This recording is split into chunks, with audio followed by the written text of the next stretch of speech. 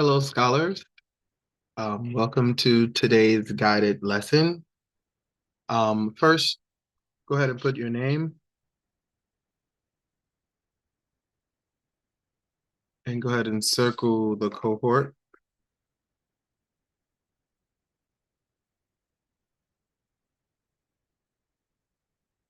Wonderful. So let's first look at exploring equivalent ratios.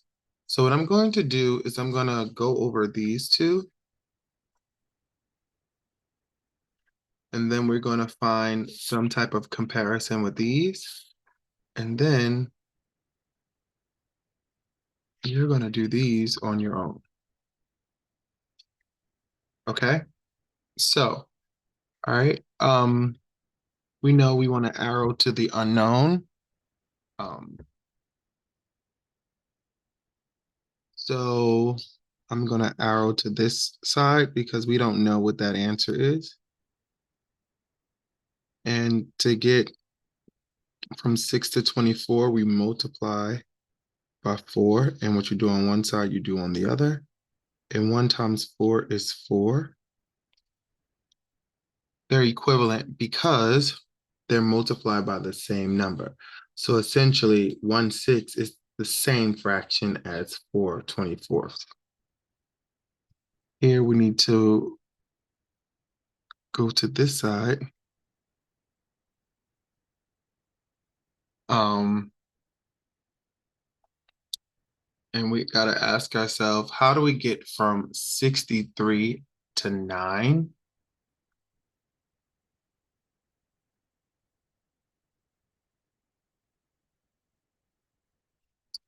I know that 9 times 7 equals 63. So 63 divided by 7 is 9. And I know that 6 times 7 equals 42. So 42 divided by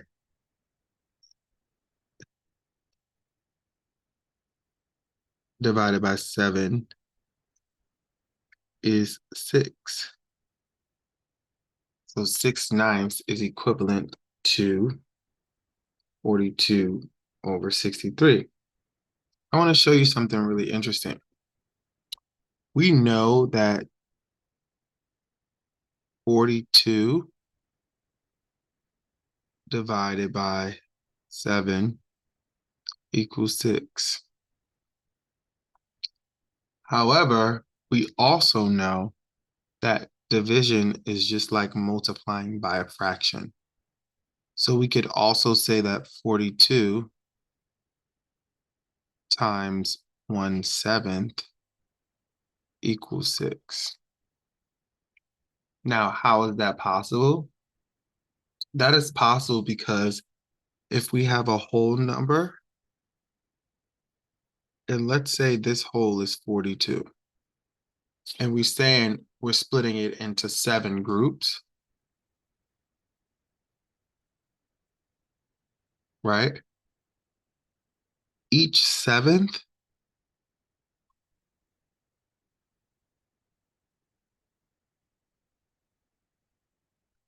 represents the value of 6.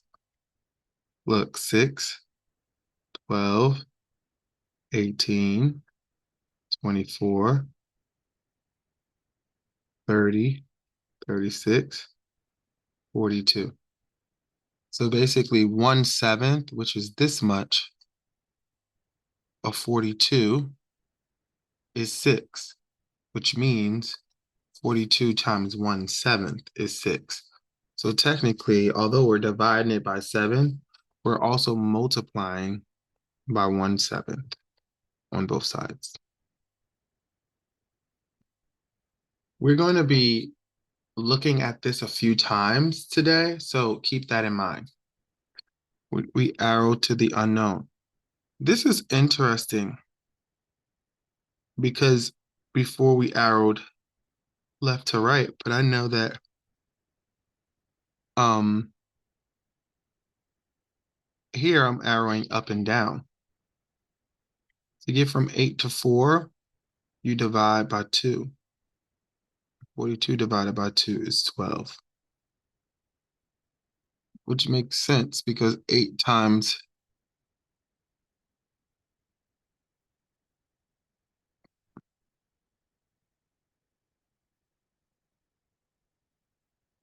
8 times 3 is 24, and 4 times 3 is 12.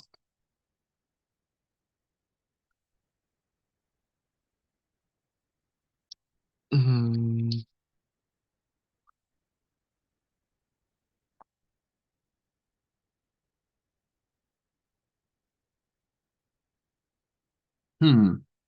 18 times what is 126? I know 18 times 10 is 180.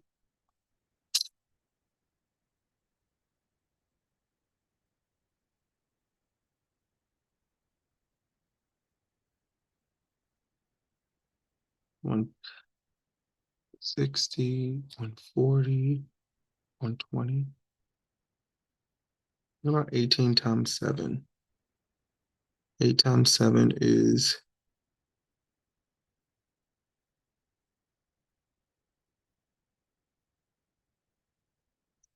7 times 4 is 28. 28 times 2 is 56.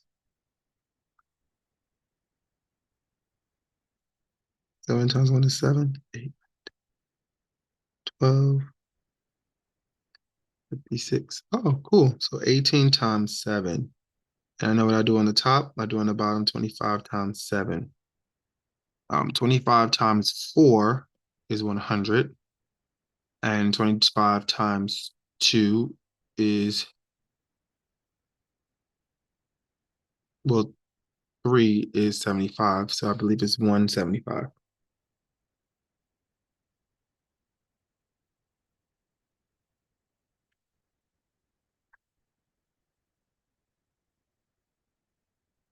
Twenty-four divided by 6. And 12 divided by 6 is 2. Now let's look at this one.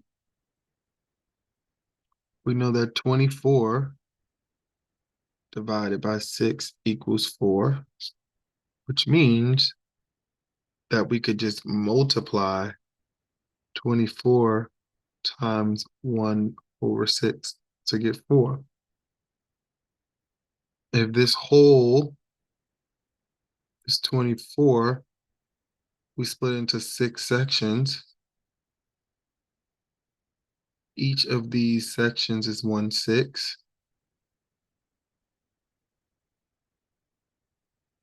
And each of these 6 is 4. 4, 8, 12, 16, 20, 24. You see that? 4, 8, 12, 16, 20, 24. Now about 4, 8, 12, which means that 1/6 is 4. 2/6 of 24 is 8. 3/6 is 12. 4/6 is 8. Do you understand what I'm saying? I'm also showing you how you can divide, but you can also look at division like multiplication. 9 times 6 is 54. 12 times 6 is 72. So we realized a few things. We realized that you can look at division. You can divide by a whole number, or you can look at division using multiplying by a whole number or dividing by a fraction, right? We also realized that we can determine our answer horizontally, left or right, or vertically, up or down. So we're going to use this understanding to figure these out and find out the best way. It's hard to figure out the rate between 6 and 7, so it's better to go horizontally. So I'm gonna put an H here. To get from 7 to 56, 7, 14, 21, 28, 35, 42, 49, 56, which is to multiply by 8. And 6 times 8 is 48.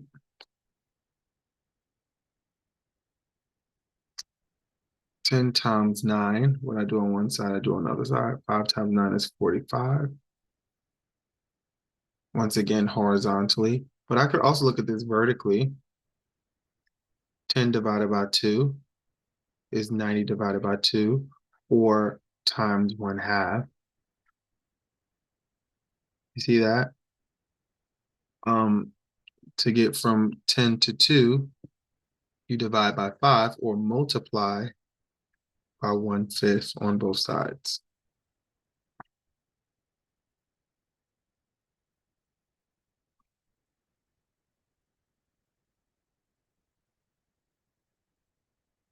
Or multiply by 5. All right. So you can either use a horizontal or a vertical way, but I want you to figure these out. I want to see arrows.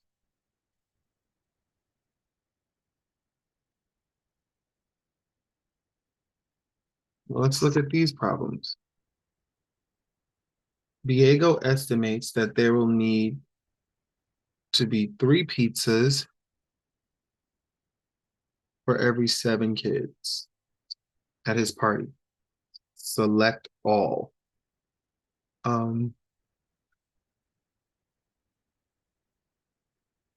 There is more than one answer.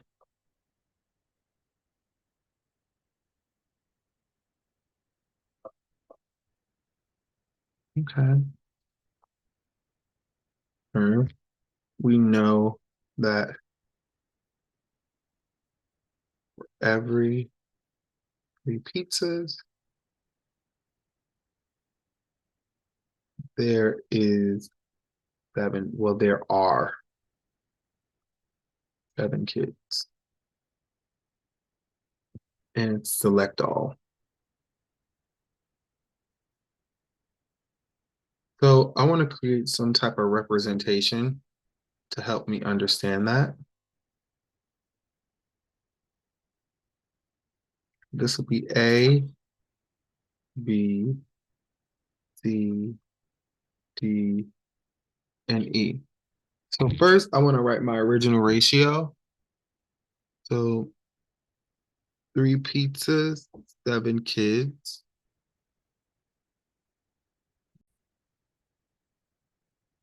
So in order to determine what's equivalent, it has to be equal to the current ratio. So I'm just drawing a little table. So the problem says the ratio of kids to pizzas is 7 to 3. Why did I arrow this? I arrowed this because we were talking about kids first, and the number that showed up first represents kids. So in my table, under kids, I know this is the pizza side, this is the kid side. Under kids, it's 7. And under pizzas, it's 3. And 3 pieces to 7 kids is correct. So A is correct.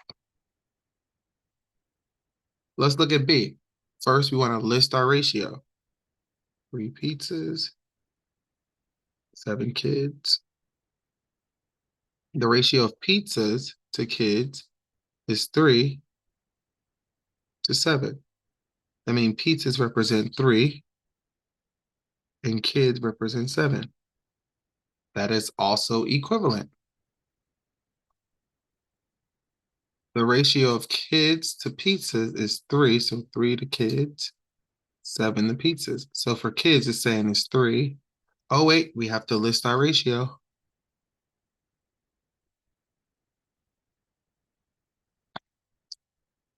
So kids is 3. You see, I was going to put 3 here, but it's kids, so I'll put 3 here. And pizzas is 7. That is not equivalent. D, list my ratio.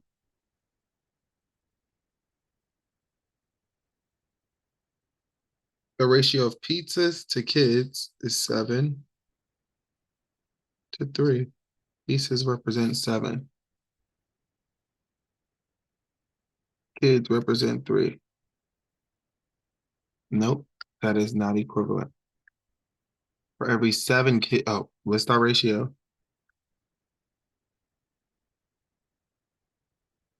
For every 7 kids, so under kids, I put 7. There needs to be 3 pizzas. Under pizzas, I put 3. That is equivalent.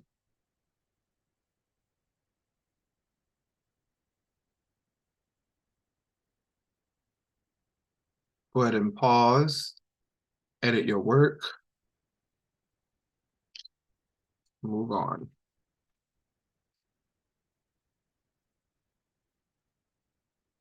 All right, we have a problem. Let me see if I have something here. Hey, I don't know why I do that, but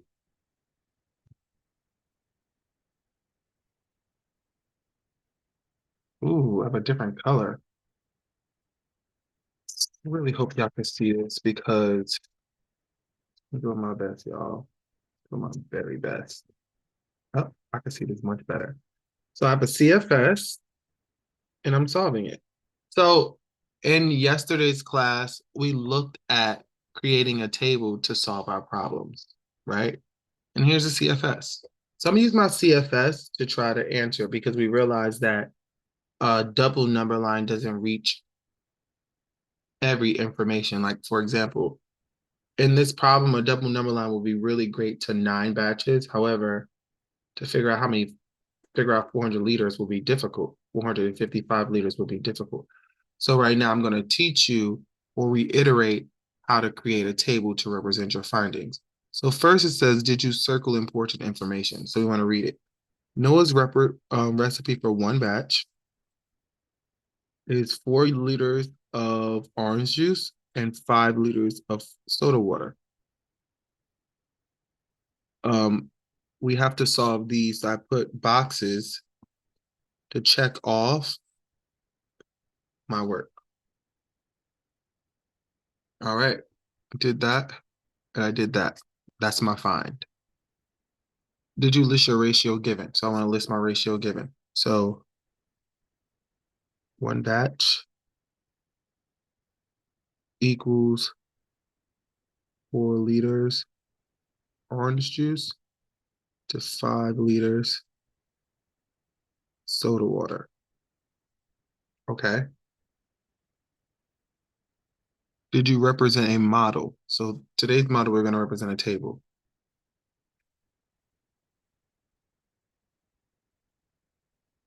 So in our table, we want to have our quantities or items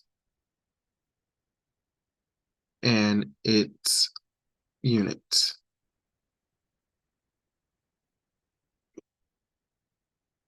So our items are orange juice and soda water. And our units are liters. And we want to represent our ratio in the problem. So orange juice is 4, soda water is 5.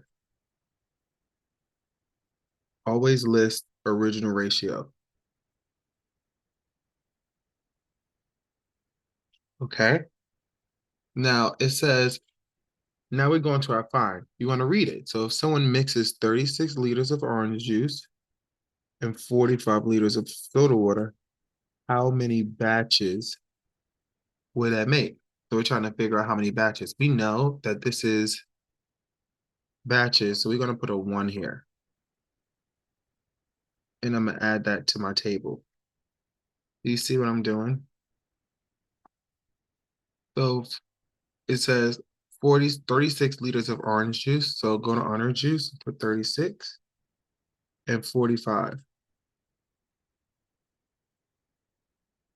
To get from 5 to 45, I multiply 5 times 9 times 9, and everything is multiplied times 9, which means It's 9 batches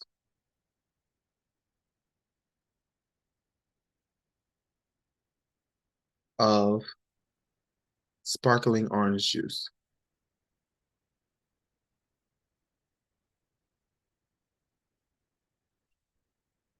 All right, check, did that.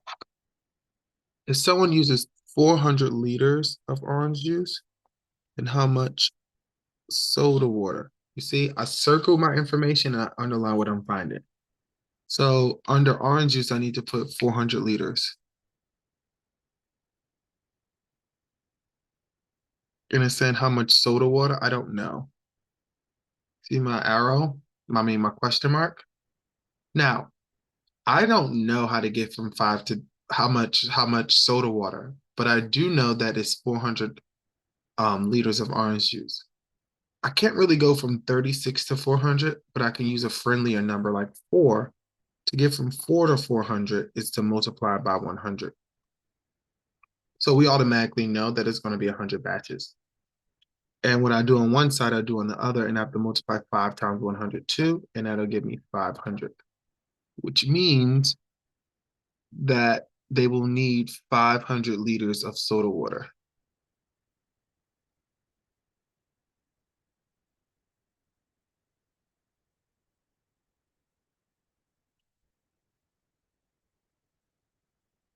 Here it says, if someone uses 455 liters of soda water, how much orange juice would they need? So I'm going to go to soda water and I put 455, but I need to know how much orange juice, so I don't know that, so I got to put a question mark there. Now,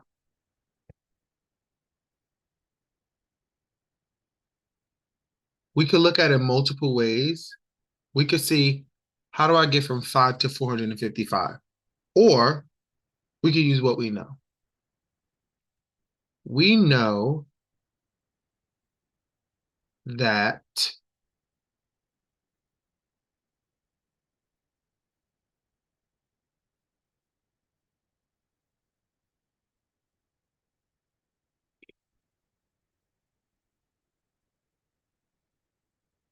okay, we know that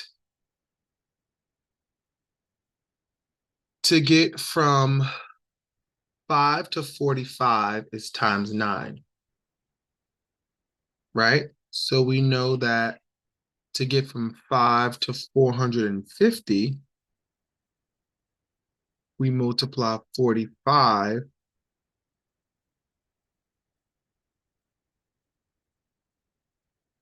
times 100.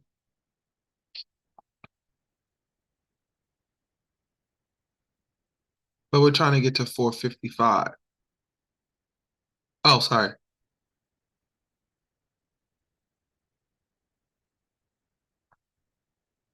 Let me do this one more time. Let me just make sure I understand this. To get from 45 to 100 is 450, right? So to get from 36 times 100 is 360. But we're trying to figure out 455.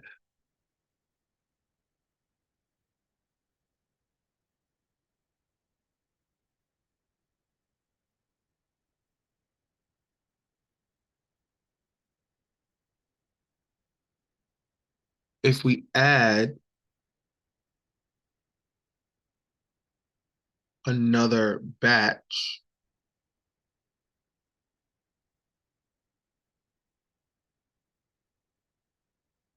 you see, I added 5 because that's one batch.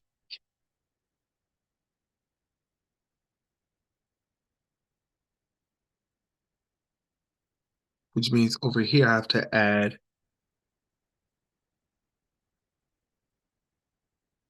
4 because that's one batch. And 100 plus 1 is 101.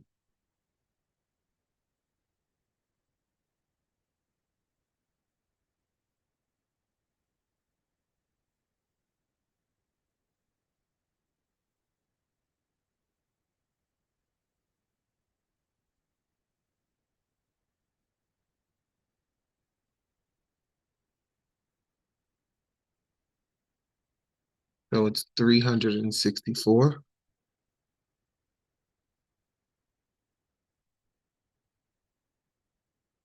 Hmm.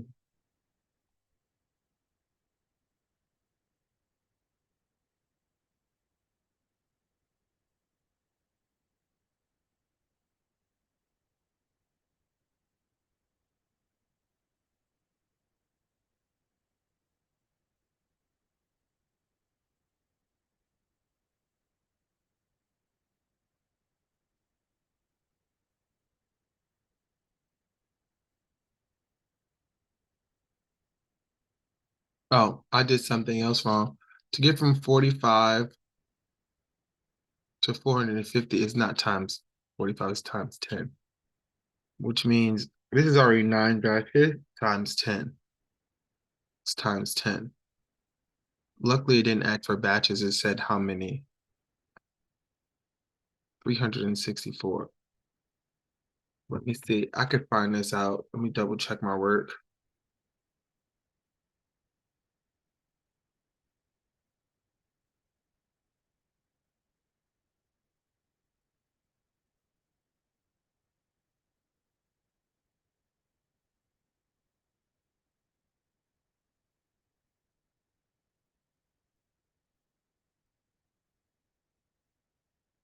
So in my calculator, right,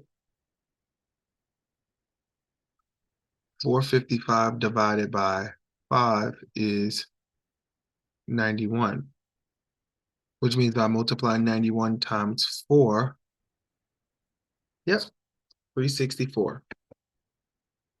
Okay, so we know that how much orange juice you need? 364 liters of OJ. Explain the trouble with using a double number line.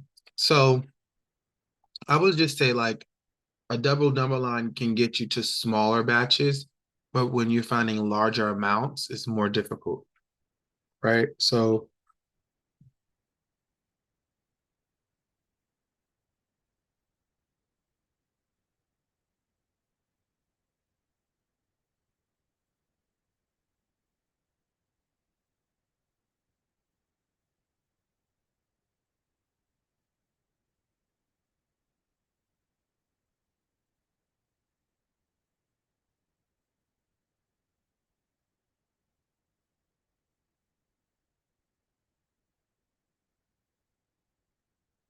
yeah, a double number line helps with smaller batches, but when you need more batches, a table is better. All right, so go ahead and pause this and solve it. Sorry, this took a little time because I was just trying to understand this. Remember, to get from 45 to 450 is times 10. So I use this as a friendly number to get to here, and then I knew one batch is 5. So I just added 1. And that's how I got 364. And I did everything. I represented my problem, I evaluated, I checked my work, and I answered in complete sentences. Sometimes it just takes you a little time to think about it.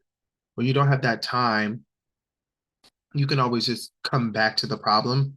But I hope you were able to understand where I am with this. And we could talk about friendlier numbers more to scale. But for now, that's, you know, pretty much it. Thank you for bearing with me. Just want to do my best for y'all. All right. So complete the table. Show the amounts of yellow and red paint needed for different size batches of the same shade. So I know it needs to be equivalent. Um, so here's a table.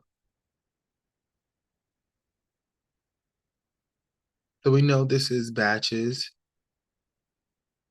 You know, this is one batch. If we need 2 batches, we multiply times 2. And 6 times 2 is 12. 5 times 2 is 10. If we need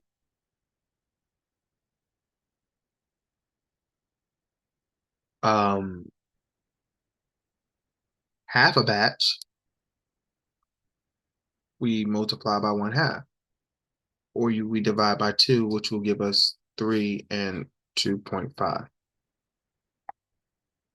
If we need 10 batches, then we multiply times 10, and 3 times 10 is 30, and 2.5 times 10 is 25. If we need 5 batches, we could divide 10 by 2, or we can multiply 1 times 5, right? So 6 times 5 is, oh,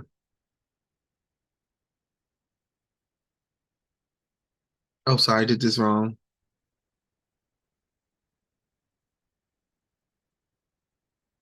Because this is a half. To get from 1 to 10, you multiply by 10, so it's 60. And that is 50. I make mistakes too, but you see how I'm evaluating my work to check it to make sense. If I wanted 5 batches, just half of this. So then this will be 30, and this will be 25. And if I wanted 100 batches, I multiply 1 batch times 100.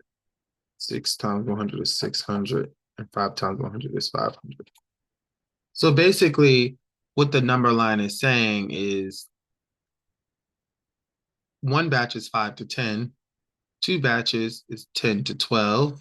I know that that's correct because the ratio of 5 to 6 is equal to the ratio of 10 to 12 because both sides are multiplied by 2, which creates a whole number. I know that 25 and 30 is equivalent to, because 5 over 6 is equal to 25 over 30. 6 times 5, 5 times 5. You're multiplying by 1 on, you see that? That's how I know they're equivalent, because they're multiplied by the same amount of batches on both sides. Yeah, did all those things. Maybe you can find different ones. I would love to see what other options you have.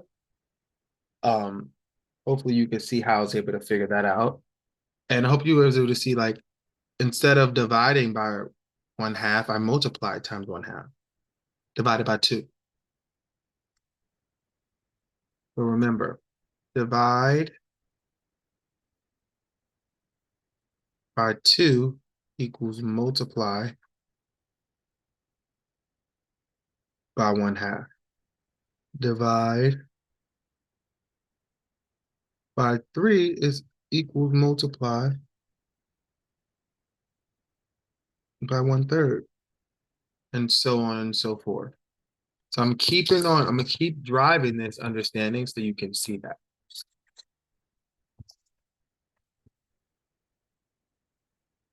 Look at this problem now.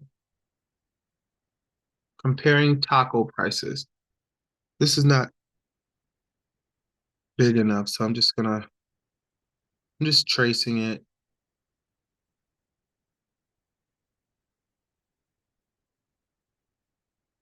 All right.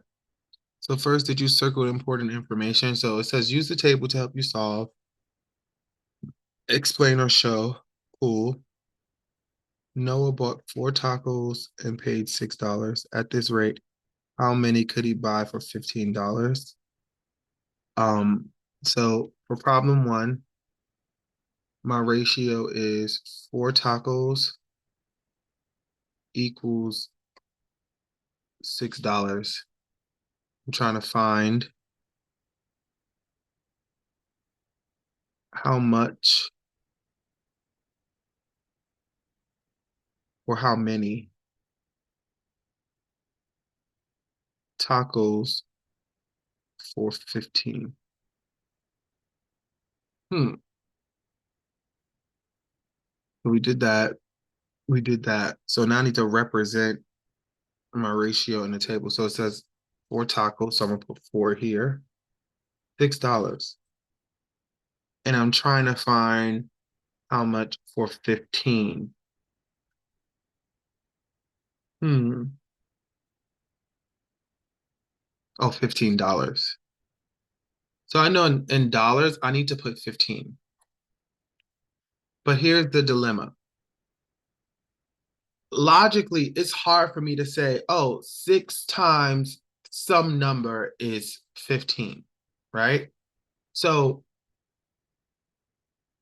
if you don't have a friendly number that you can multiply, right? To say like, oh, multiply times 2, multiply times 3, then skip a row, okay?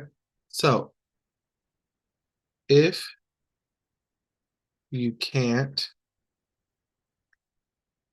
find a friendly number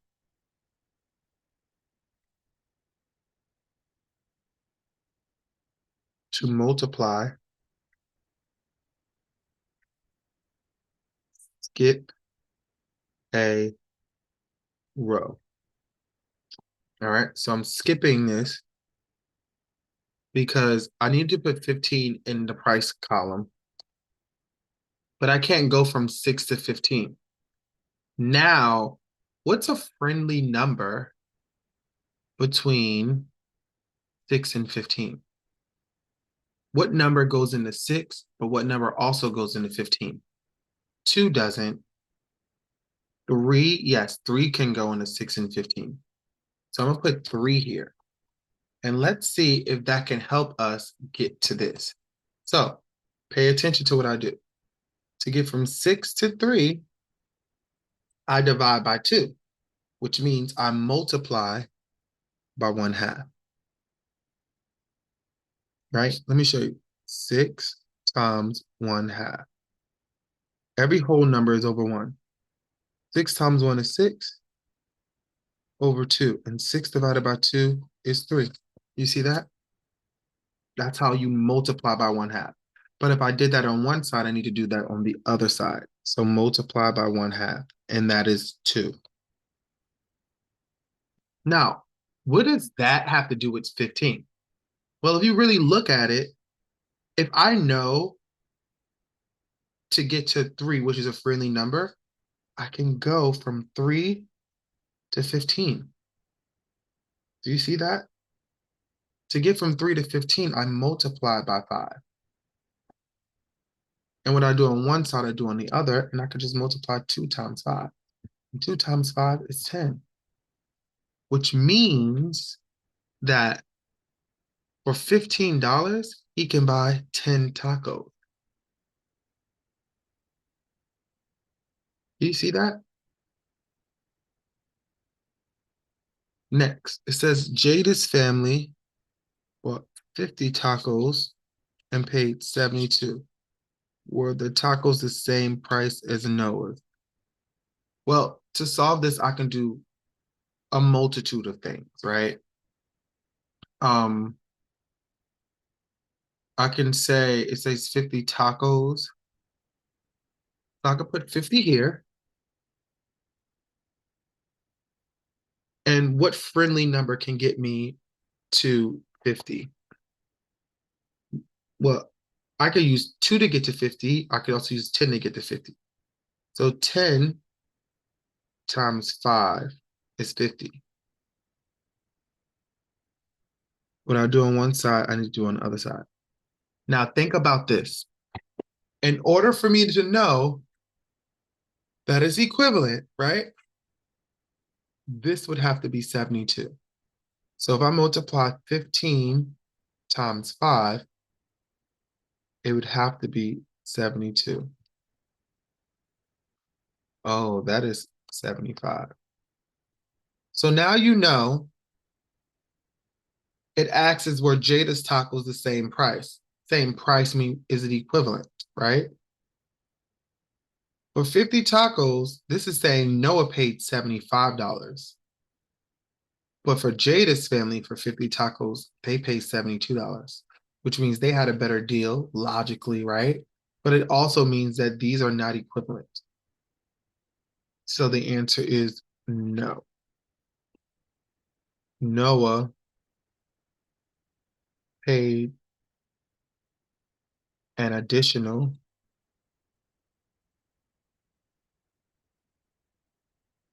$3. So actually, Jada's family had the better deal. You be thinking about all of those things. So yeah, I answered everything. Yeah, pause it, rewind it if you need to. So this problem says Lynn paid $90 for 50 hours of work for 5 hours of work. Cool. Okay. And then she used the table to calculate how much she would pay for 8 hours. This is a really great representation because if you look at this, you see it $90 for 5 hours. You see they created a table, amount earned, time worked, the unit, dollars, hours. Okay. And we're trying to figure out for 8 hours. Do you see how, like, in hours, you see they didn't put eight underneath that, right? They didn't do that because you can't find a friendly number between 5 and 8. So they need to find some friendly number to help them. And as we know, that division is just like multiplying by a fraction.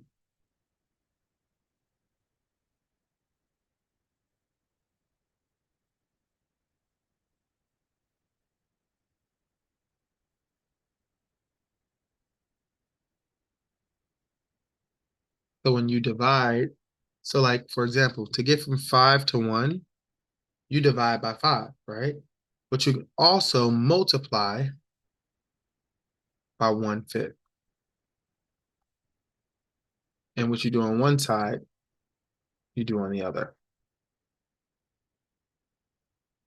So when multiplied by 1/5 on both sides, you got 1 hour for $18 an hour. That's not a bad rate. Now using that, we can go from 1 to 8, and which is to multiply by 8 on both sides. You just multiply what this is times 8, and 18 times 8 is 144. Do you see how they were able to look at that? If you're still confused about like how multiplying by 1/5 is the same, look at it. So you're going from 5 to 1, right? So your total is 5, right?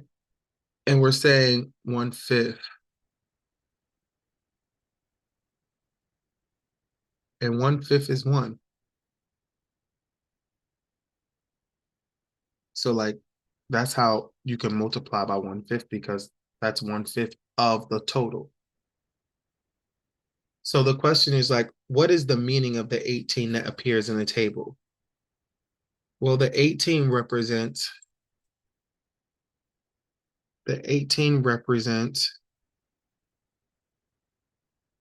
how much for 1 hour worked. Why was there a number 1/5 used as a multiplier? Just like I explained. Because 1 is 1/5 of 5. And because we multiplied 5 by 1/5 on both sides, you got the answer 18.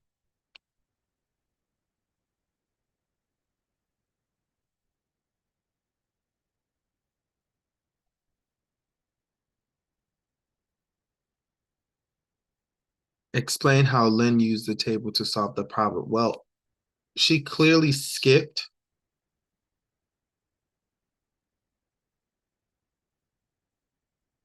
a row to find a friendlier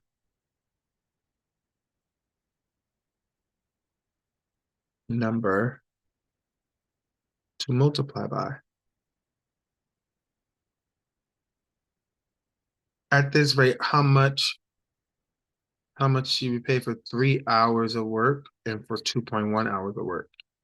Well, for 3 hours of work, I will put 3 under here. And what friendly number can I get to 3 with. Oh, I can use 1 to get to 1 to 3. It's multiplied by 3. So you're going from a small number to a big number, so you need to multiply by a whole number. If you're dividing, then you need to multiply by a fraction. Do you see the difference? And I multiply by 3 on one side, so I have to multiply by 3 on the other side. So it's 54. $54 for 3 hours. You see how answering in context. Now this is interesting. It says 2.1. Watch this. So 2.1 hours. I'm gonna put 2.1 hours right here. We can use information we know to solve this. We know that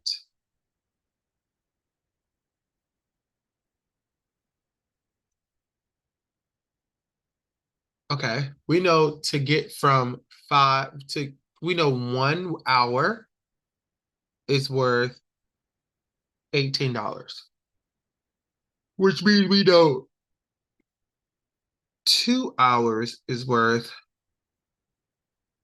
$36, right? We also know that point one, right? Point one is a tenth of one. So if one is point one is a tenth of 18 is 1.8. So the 2 hours is the 36 plus the tenth of 18 equals 1.8. You can just add those two together, just 37.8. Go ahead and pause, rewind, do what you need to do. Right, let's look at this next page.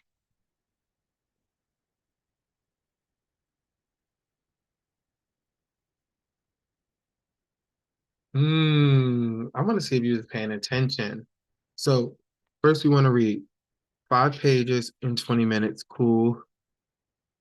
Same amount of time per page. How long for 11 pages? Remember, we know if we divide,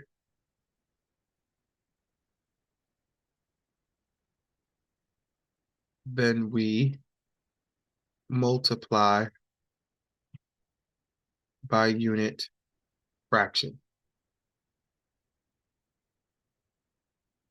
Okay, so to get from 5 to 1, let's see who's been paying attention, you multiply by 1/5. And what you do on one side, you do on the other. And that's literally saying 20 divided by 5, which is 4. Now, why do we put 1? Oh, because we can't go from 5 to 11. So we had to find a friendlier number. Now that we know what 1 page is, we can multiply. How you get from 1 to 11? It's times 11. When you do on one side, we do on the other. So that's the answer is 44. It takes him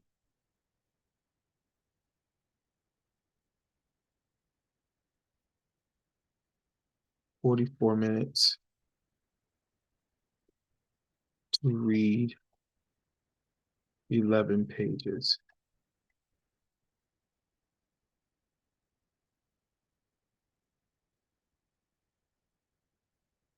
See how you can solve this on your own.